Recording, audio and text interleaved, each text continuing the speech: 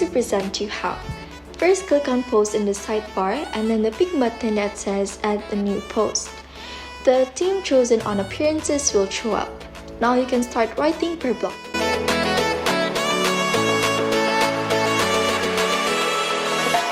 After logging in with the proper credentials, you should be met with a screen similar to this, with a simple calendar template for a current month and a few checkboxes on the left. Show all your events in the calendar, allow the person to make changes to the events, and you have the option to make it repeat or not. Then click Save. Easy as that.